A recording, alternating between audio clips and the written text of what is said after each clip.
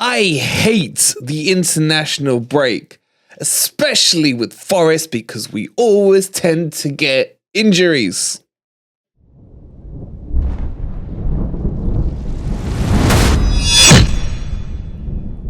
Good morning, good evening, or good night, wherever in the world you are, whatever time of day you're watching this. Hope you're having a great weekend, and welcome to your latest Nottingham Forest news. And this is going to be a bit of an injury update. Look, there's some good news, there's some bad news, there's some weird news. We'll get through it all today. Before we do it, as always, please don't forget to hit that like button, subscribe to the channel if you are new, and don't forget, OREA is going like hotcakes as well on football prizes. So if you want to go and get your ticket, the draw is going to be for Friday and it's only $3.95, and you can have an instant win. If you catch ticket number 4, you get the Worrell shirt. If you catch ticket number 26, you get the McKenna shirt. Now that's not in order, it's randomly selected. Anyway, go check the link out, it's in the description.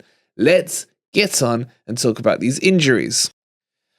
Alrighty, so let's start with Serge Aurier, man. Serge Aurier gets to start for his country, wears the shirt with pride, playing well, and then comes off before half-time. Now, with what? We don't know. How bad is the extent of the injury?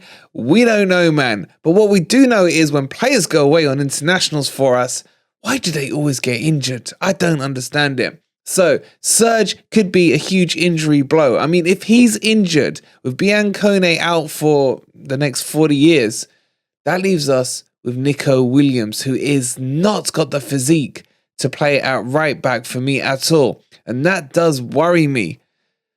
And if he got injured, because Wales still got to play, then who we got left for right back? I can't even think, man. I don't know. Maybe you could switch Tuffalo across there. In fact, I'd probably contemplate playing Tuffalo ahead of Nico Williams at right back. I know, but just my thoughts. So he's got injured. Then there's this whole fiasco with Brennan Johnson. Now, we touched on it in the video earlier in the week. It actually might have been yesterday. It feels like a long week. But Brennan Johnson didn't go to Wales.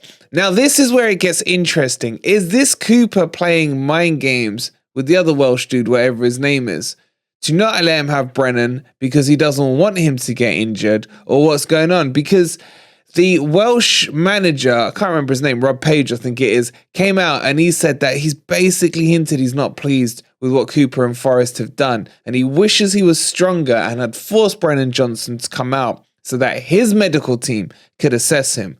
Or maybe he's heard the rumours about our medical team and he thinks they're an absolute joke as well. Who knows? But either way, this could actually be good news because I didn't want Brennan Johnson to go full stop, nor did I really want him to play at the Newcastle match if he was carrying an injury. But if Cooper's managed to stop him going away to this Welsh match, which is basically pointless, then maybe it's just to give him that time to fully recover, and maybe he'll be ready for the Wolves match. Because honestly, I couldn't give a crap what Wales do in their internationals. I really couldn't. All I care about is what Jono's going to do for Forest. Let me know what you think. On a little side note, before we get into the good news, Hennessy got injured as well. But I hope he gets better soon. But in the greater scheme of things, don't really care. Anyway, let's get on to the good news. And Taiwo Awoniyi is back and fully training for Nottingham Forest, looking sharp, looking fit. And I can confirm he is doing diagonal runs. For those of you who know, you know. But that is great news. So he should be in line and ready to start to make his attack onto the first team for the Wolves match. You also have Chet Kyote, who's coming a lot sharper into fitness as well. So he should be building towards full fitness for the Wolves game as well. So there's a lot of good things coming out of the medical staff. The problem is any more going to go in there? And we're now starting to get somewhat close to a team that may resemble our first team. Now, in tonight's stream, we'll be talking about this. We'll be talking about who's going down. There's so much going on. It'll kick off about 9. It should be 9, but it may be 5 past 9. You know, and his makeup. So make sure you tune in for that.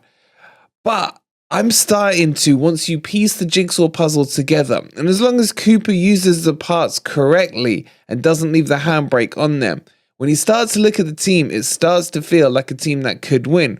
So although Forest are in this massive slump, with 1 win in 10, with no wins in 5, I still feel that based on the back four we've got, if Cooper can put together an Awoniyi as a striker, drop Wood. Oh, by the way, some more injury news. Wood is injured still. He had to pull out of the New Zealand team. So I'm sure a lot of you are disappointed with that. But anyway, if we start to put this team together, Awoniyi up front, you've got Scarpa, MG Dub, Jono, Dennis, Yatesy, you've got Danilo. All these types of players in front of that back four, then surely, finally, for the first time this season, we may see Forest attack. And that's all I want to see. Look, if we're going to go down fighting, man. Let's just go down with a fight.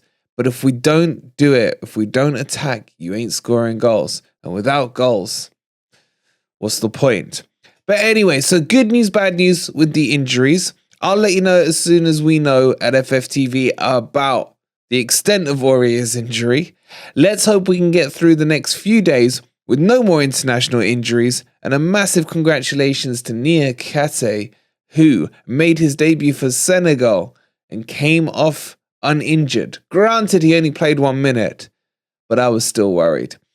Thank you so much for watching. If you haven't already, hit that like button on your way out. Subscribe to the channel if you are new. We'll see you tonight on the stream at 9 p.m. Be there, and come on, you Reds.